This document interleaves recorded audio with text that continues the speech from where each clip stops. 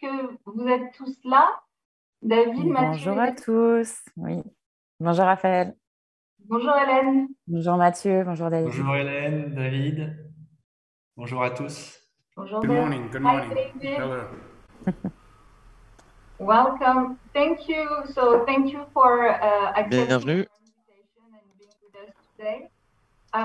So I'm going to start this webinar by asking a general question. Alors tout d'abord, pour commencer, une question générale pour vous trois. Can you please tell Pourriez-vous me what dire are the main existing social and economic development challenges quels sont les défis en termes de développement socio-économique principaux dans vos écosystèmes nationaux respectifs?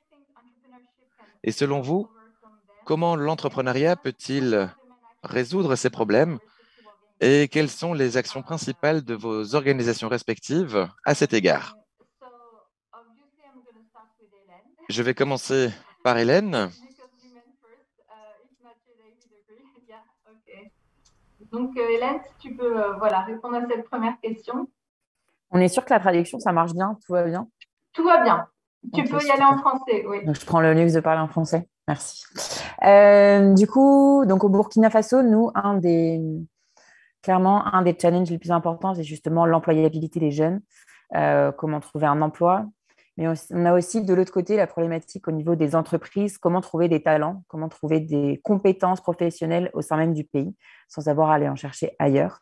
Donc aujourd'hui, voilà, c'est vraiment le gros enjeu où on a d'un côté, donc, pour les jeunes qui ont la chance d'avoir fait des études qui ressortent avec des diplômes, que ce soit une licence, un doctorat ou même un master, mais qui n'ont pas de compétences professionnelles.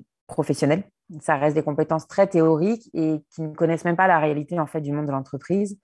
Parce qu'en fait, au sein de l'université, souvent, on leur dit, voilà, il y a deux options à la fin de vos études. Soit vous passez les concours de la fonction publique pour devenir fonctionnaire, soit vous continuez et vous devenez professeur ou chercheur. Et là, il y a vraiment une cassure, c'est-à-dire que le lien avec juste le secteur privé, le monde des entreprises est rarement fait.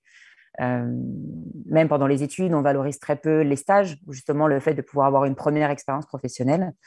Et du coup, la majorité des jeunes, quand ils sortent, aujourd'hui, voilà, ce qui est très à la mode, c'est de faire l'entrepreneuriat. Donc, on leur dit, auto-emploi, devenez entrepreneur. Sauf que l'entrepreneuriat, ce n'est pas la dernière chance. Pour tous ceux qui ont entrepris, on sait que l'entrepreneuriat, c'est une vraie aventure. Il faut être convaincu, il faut savoir ce qu'on veut faire et comment le faire. Et du coup, c'est vrai que nous, en tout cas, on s'est positionné pour être un pont entre ces jeunes à la recherche d'emploi ou ces jeunes souhaitant entreprendre, déjà pour faire de l'orientation professionnelle, parce qu'aujourd'hui, ça manque énormément. La majorité des jeunes, en fait, qui sortent avec un diplôme finissent par travailler dans un secteur qui est totalement différent de leurs compétences théoriques de départ. Et donc, du coup, voilà, on essaye vraiment de faire cette orientation-là, d'identifier les jeunes qui ont une réelle envie, qui sont vraiment déterminés à vouloir entreprendre et à être en capacité aussi d'entreprendre tout de suite, parce qu'il faut être en capacité d'entreprendre. Et pour ceux qui, finalement, parfois, au départ, souhaitent entreprendre, mais finalement recherchent plutôt un job pour avoir une première expérience professionnelle, avoir un réseau professionnel aussi. Donc voilà, nous, en tout cas, c'est un des premiers constats qu'on a fait quand on a lancé nos deux programmes d'accompagnement. Donc, un axé vraiment sur l'emploi. Donc, j'ai déposé 100 CV, mais je n'arrive pas à trouver un emploi. Comment faire?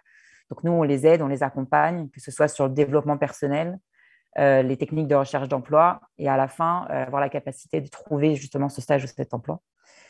Et la majorité, justement, venait en disant, mais finalement, j'ai un projet.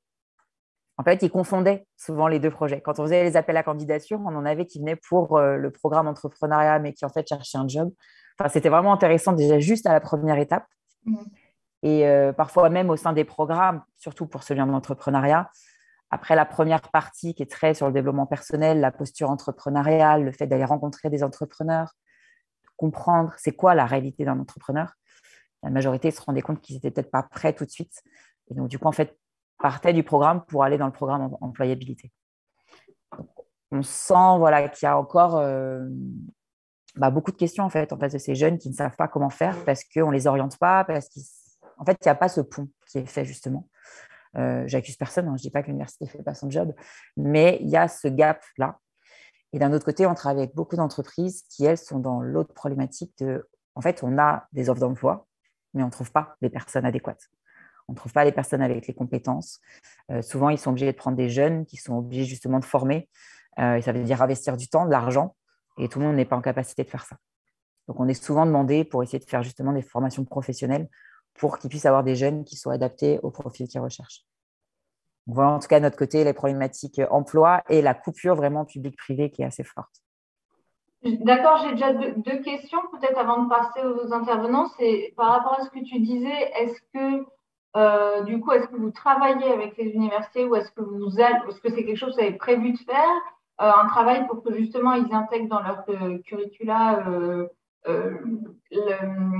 la sensibilisation, en tout cas à l'entrepreneuriat. Et ma deuxième question porte donc justement sur le côté des entreprises qui ont du mal à trouver les bons talents. Est-ce qu'elles se tournent vers vous? Est-ce qu'elles vous connaissent? Voilà, comment ça se passe? Ouais. Alors, pour les universités, oui, on travaille avec elles. Ça met du temps, surtout avec les universités publiques, mais ça arrive. En fait, nous, ce qu'on leur offre, c'est que pour la 3e année de licence, pour la 2e année de master, en fait, on fait des modules sur comment préparer justement ma vie après mon diplôme, comment anticiper tout ça. Et du coup, on fait nos programmes, on fait au sein de Mana, on les fait au sein de l'université, en les adaptant à leur rythme de cours, etc., etc. Donc, ça aide déjà pas mal d'étudiants après à savoir où est-ce qu'ils veulent aller. Et aujourd'hui, oui, les entreprises viennent nous voir. Parce qu'en fait, on organise une grosse journée annuelle qui s'appelle la journée Conseil Emploi. C'est le 1er mai, journée de la fête du travail, où là, on arrive à avoir 1500 jeunes en une journée et on arrive à mobiliser une trentaine d'entreprises et de cabinets de placement qui viennent non pas pour embaucher, mais pour donner des conseils. Donc, en fait, c'est vraiment l'opportunité pour les jeunes d'avoir un B2B, un one-to-one en direct avec des professionnels des ressources humaines où ils peuvent poser toutes leurs questions. Donc, voilà, ça, c'est mon CV. Donc, le RH peut faire ses retours en direct. Moi, je stresse pendant un entretien, qu'est-ce qu'il faut que je fasse? Enfin, souvent, ça ne dure pas longtemps, ils ont 15-20 minutes avec la personne, mais c'est très riche. Et puis, à côté de ça, on fait des ateliers justement sur l'entretien d'embauche, le CV, la lettre de motivation, même comment contacter une entreprise. Parce que parfois, il y a aussi les candidatures spontanées. Donc, comment est-ce qu'on fait? Quelle est la posture à avoir? Et en fait, à travers cette grosse journée, là, on a déjà fait 2 éditions. On a réussi à faire pas mal parler de nous et les entreprises viennent nous voir. On a eu par exemple l'entreprise Razel qui cherchait une trentaine de stagiaires au Burkina, pour le Burkina Faso et pour la Côte d'Ivoire. Et du coup, on a allé contacter toutes les entreprises d'ingénierie du Burkina pour identifier ces stagiaires-là. Et on a eu tout un processus de sélection. Et on leur a identifié les 30 stagiaires avec qui ça s'est plutôt bien passé. Ils ont tous fait leur fin de stage et la majorité a été embauchée par la suite. Très bien. C'est intéressant ces deux programmes que tu présentes et justement ce que tu disais que l'entrepreneuriat, bon, comme on dit au début, c'est une manière de créer son propre emploi et de trouver des solutions à un problème d'employabilité, mais c'est aussi un métier et on ne peut pas tous être entrepreneur et il faut être convaincu, il faut avoir une idée. Donc en fait, vous avez deux programmes qui sont tout à fait complémentaires et qui s'adaptent aux besoins de chacun. Merci beaucoup, Hélène.